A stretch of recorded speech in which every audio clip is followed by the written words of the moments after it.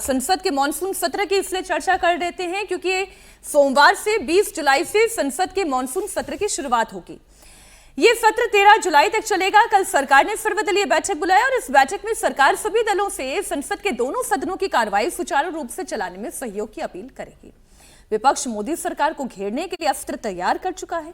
राम मंदिर, चढ़ावा चोरी, नीट पेपर लीक विपक्ष के मेन मुद्दे हैं। साथ ही विपक्ष महंगाई, इथेनॉल फ्यूल को लेकर भी सरकार से सवाल पूछने की तैयारी में है। सरकार भी विपक्ष के हर वार के लिए तैयार है। कई अहम बिल लाने की भी तैयारी है। सरकार नंबर गेम भी अपने पक्ष में करने की पूरी कोशिश में है। विपक्ष इस वक्त बैकफुट पर है। ममता बनर्जी की पार्टी टूट चुकी है। शिवसेना यूबीटी को झटका लग चुका है। राहुल गांधी खुद 20 दिनों तक विदेश के दौरे पर रहे हैं। इस दौरान पंजाब में भी कांग्रेस में चल रही कलह एक बड़ी खबर बनती रही। राहुल गांधी कल देहरादून गए। जेएनसी के जरिए मोदी सरकार के खिलाफ एक बार फिर माहौल बनाने की कोशिश हुई। सीबीएसई भर्ती परीक्षाओं में देरी और पेपर लीक का मुद्दा भी उठाया। आप सुने राहुल गांधी ने देहरादून से क्या कहा। हिंदुस्तान में जैसे बाकी देशों में रोजगार के अलग अलग दरवाजे होते हैं, 5 में से 1 दरवाजा होता है सरकारी नौकरी। मगर दुख की बात है कि हिंदुस्तान में 5 में से 4 दरवाजे आपके लिए बंद हैं। इस दरवाजे में 6 करोड़ लोग घुसने की कोशिश करते हैं।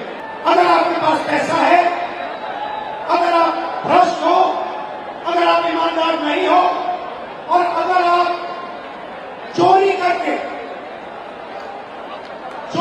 इस दरवाजे से निकलना चाहते हो, तो एक दूसरा छुपा हुआ रास्ता है, पेपर लीक वाला रास्ता।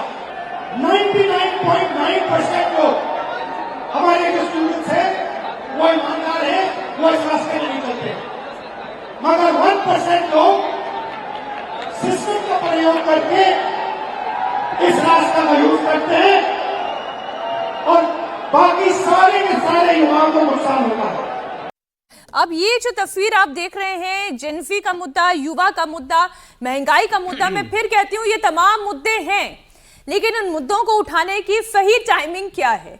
अब राहुल गांधी विदेश दौरे पर थे। यहां पर इंडिया ब्लॉक को तो अभी इंटैक्ट करने के लिए, इसकी ताकत बढ़ाने के लिए, अलग अलग दलों से बातचीत करने के लिए ये समय बिताना चाहिए था समीर जी, लेकिन ये समय कहां बीता? ये विदेश में बीता। चलिए हम कह सकते हैं कि भाई हर किसी को छुट्टी मनाने का हक है, राहुल गांधी जी को भी है। लेकिन अब ये जो जेनजी वाली बात लेकर आ रहे हैं, ये मॉनसून सत्र के लिए क्या होमवर्क पूरा हो चुका है राहुल गांधी का? देखिए, राहुल गांधी बहुत पहले से इस बात की कोशिश कर रहे हैं कि किस तरीके से जेनजी को सरकार के खिलाफ सड़कों पर उतारा जाए या भड़काया जाए। जो नेपाल में ये पर इतना बड़ा जो मामला हुआ था, उस समय भी राहुल गांधी का ट्वीट आपको देखना चाहिए। वो किस तरीके से उम्मीद कर रहे थे कि जो नेपाल में युवाओं ने उतरकर सरकार के खिलाफ जिस तरीके से किया, तो राहुल गांधी को लग रहा था कि भारत में भी युवा उतरे और बिल्कुल, और बांग्लादेश में भी जो हुआ कि उतरे और नेताओं को मतलब ऐसी स्थिति करे कि वो रह नहीं पाए। तो जिस तरीके से राहुल गांधी की उस समय मंशा थी वो लगातार बनी हुई है।